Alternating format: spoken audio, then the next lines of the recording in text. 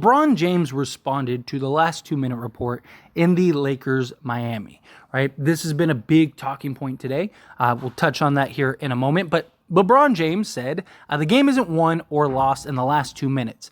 If you know the game, things happen throughout the first, second, third, and the first 10 minutes of the fourth. That has major impacts on the outcome.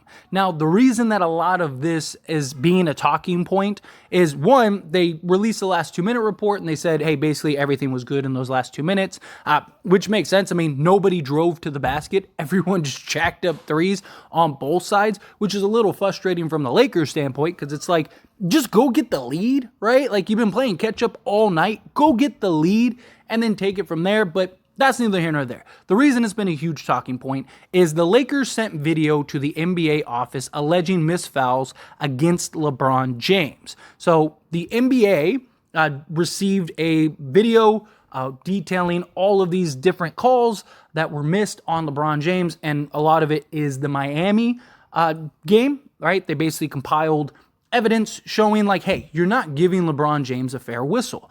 And the Miami game in particular, there were several times in which he got really hurt. Now, if you want like a more deep dive into the information that was released, I already did a video on the Lakers show.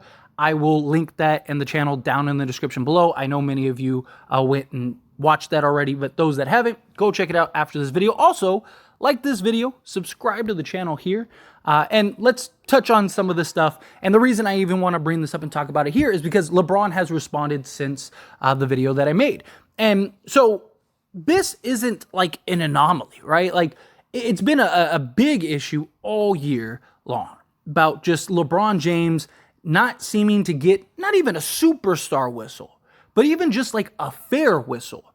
And, you know, there's the argument of like, oh, it's like the Shaq rule, right? Shaq was just so much bigger, stronger, more dominant than everyone else.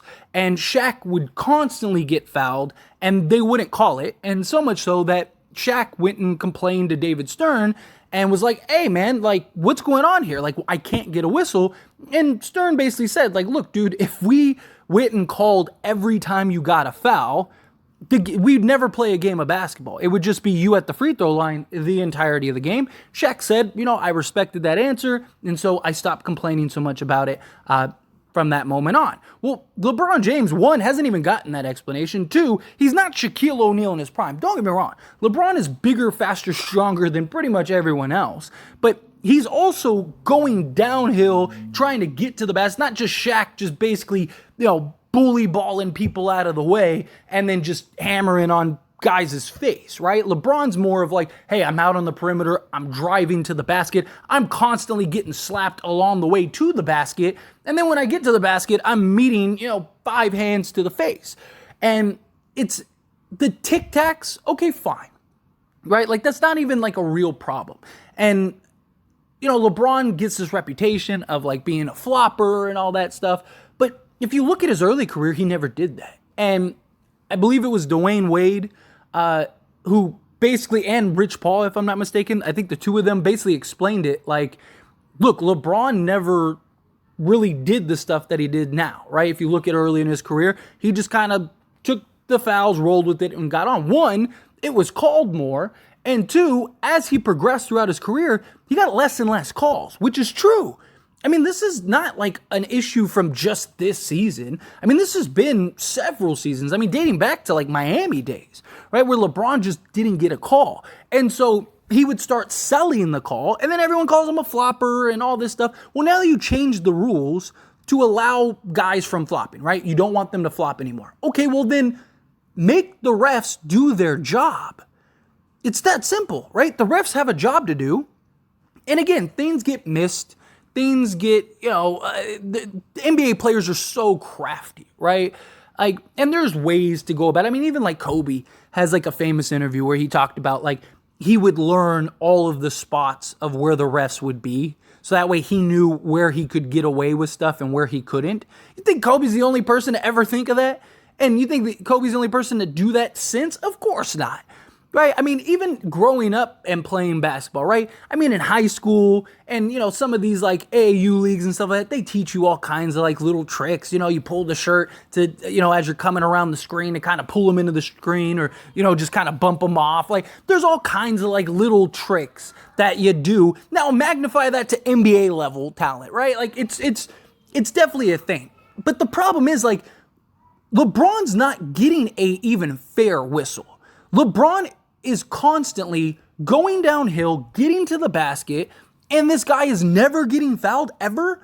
But you look at a guy like a Ja Morant or, a De'Aaron Fox or a Luka, right? If you want to get more comparable size, right? Like look at a Luka or, a KD or any of these other, just not even stars, but just like, upper echelon players, right?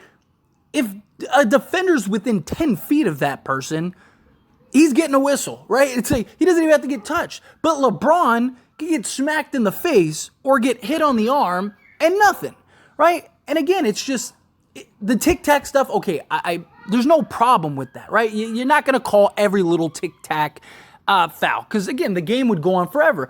But even last year, call the significant stuff.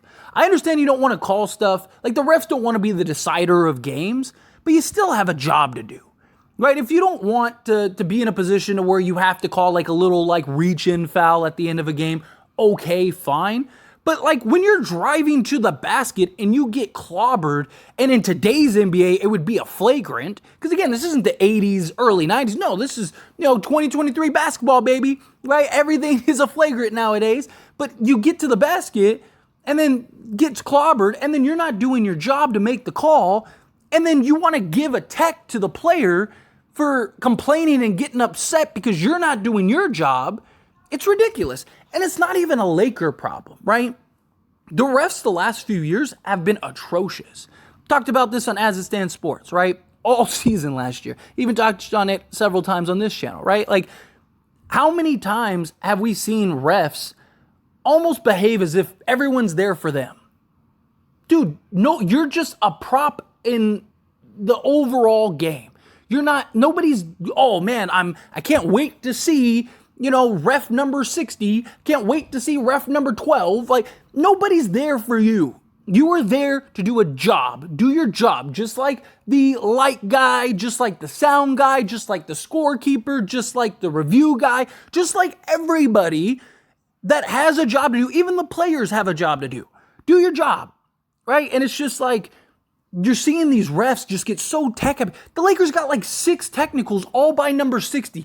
Dude, the guy comes running over to D'Lo when D'Lo's not even talking to him. He's talking to the other ref. He finishes the conversation with the other ref, starts walking towards the bench, walking away, and number 60 comes over with his cape on like he's about to do something, and then D'Lo says something, ejects him from the game.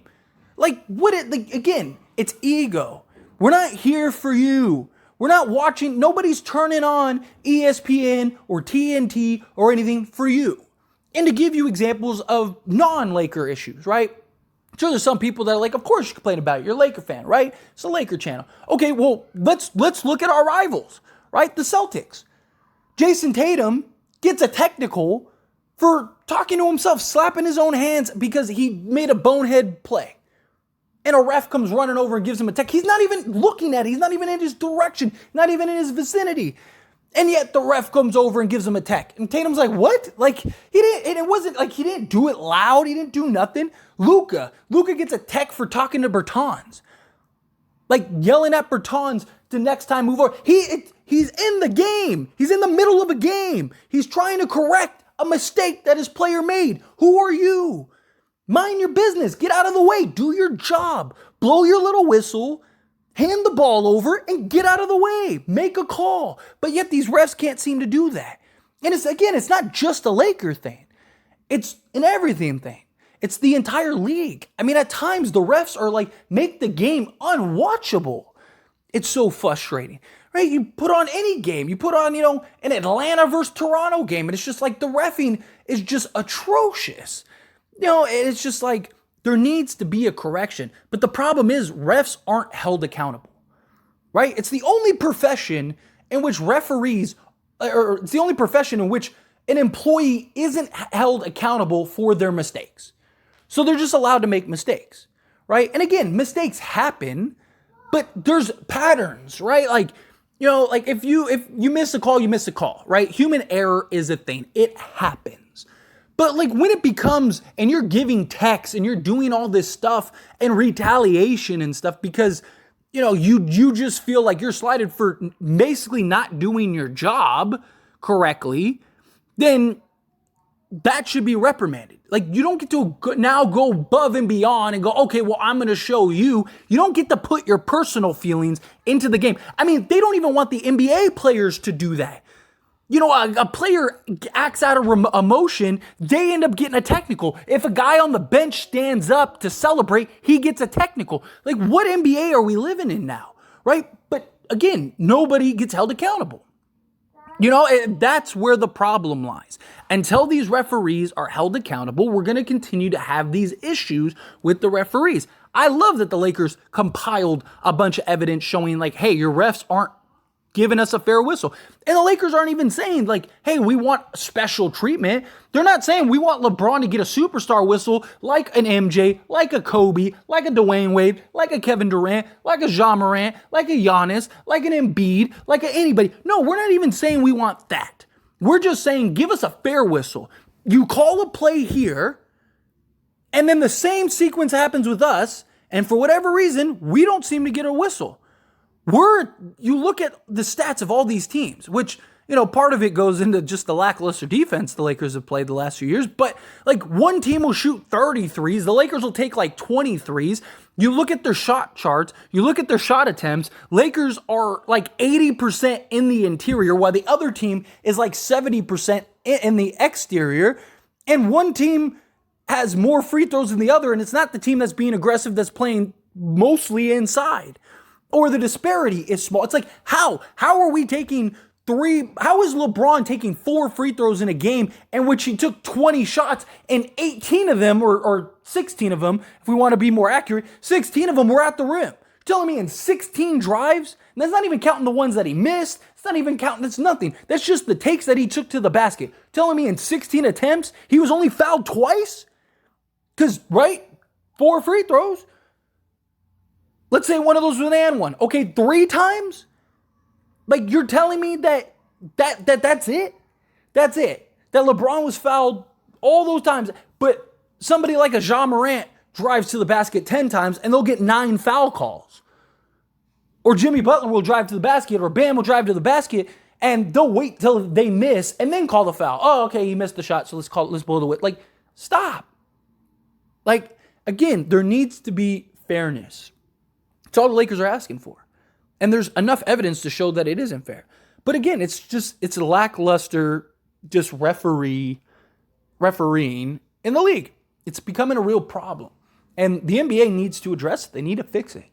But the only way you're going to be able to do that is to hold people accountable. If a player or a coach or anybody speaks poorly about a ref in any manner, that player ends up getting fined. Right? If you behave in a certain manner, you can get suspended towards a ref. Like, there's so many punishments for players, coaches, and organizations, but there's no accountability for a referee. None. So if you're a ref, why do you care? Who cares? Doing a great job, ref. Keep it up. Yet you're clearly like, and then people wonder why games seem rigged, or or refs are betting on games or whatever. Like, I don't think the NBA is necessarily rigged. I just think it's human error, human nature, right? Refs have a certain bias, all that stuff. Look at what's his name, Lewis, right? Like, his whole family's a Celtic fan, and then you're supposed to tell me that like whenever he refs the Celtics games, he's given a fair whistle to the other team? Of course not. His whole family's a Celtics fan. Telling me he's not, he's the only one at his household? His wife, his kids, everybody, his brother, all of that, everybody's a Celtics fan, but he's not because he's a ref. Stop. Right? Again, there's human bias, there's human error, there's all kinds of factors in it, which is fine. But again, there needs to be a level of accountability. Right? You're allowed X amount of, missed calls or whatever. If this becomes a pattern over X amount of games, you get suspended and you miss games. If an NBA player does something wrong, right? They get held accountable, whether it's by the organization or it's the league, right? So until there's accountability, I just don't think that there's going to be anything. But I mean, LeBron's right. You know, like the last 2-minute report is such a silly thing. Like, it's like, oh yeah, we missed the call. Well, one, you don't change or overturn anything, so why does the last 2-minute report matter? And more times than not, you say the refed it perfectly. But like LeBron said, there's more to it. Like, what about the first quarter, second quarter, third quarter? Like, you should be doing an entire breakdown over the entirety of the game. The refs missed 15 calls throughout the course of the game. The refs, missed 12 calls throughout the course of the game. Blah, blah, blah, blah, blah. And then if that becomes a pattern, if you do that for 3 games, if you miss more than a handful of calls a game, then you have to go back to training or whatever. Start holding. I'm not saying you have to fire them and have them lose their job, but there needs to be accountability, right? If you miss X amount of calls, right, because that's your job, that's your only job. You are trained and your entire life is built around knowing and seeing and viewing and calling and blowing that whistle, right? Like, I understand you want to let them play to an extent. Yeah, sure, let them play. We're not talking about the tic-tac stuff here. Talk about LeBron James driving to the basket and getting pulled down or getting clobbered in the face or, getting his arm pulled down. Something that affects the shot. What happened to that rule? Where it's like, if there's contact that affects the shot, then it's a foul, right? Like, even stuff like that. It's such a silly thing. But anyway, as always, I pass the question on to you. That's my rant, and I want to hear yours, so let me know down in the comments below. Again, go check out that other video because it's more like detailed on like actually what the Lakers sent to the NBA and stuff like that. I'll link that down in the description. But anyway, again, love to hear your thoughts and opinions, however you feel, down in the comments below. That being said, if you haven't liked this video, hit that like button. Helps me out a lot. Lets me know you enjoy these types of videos, and I truly appreciate it. If you're not subscribed to the channel, hit that subscribe button. Turn on the bell notifications. I will see you all in the next one.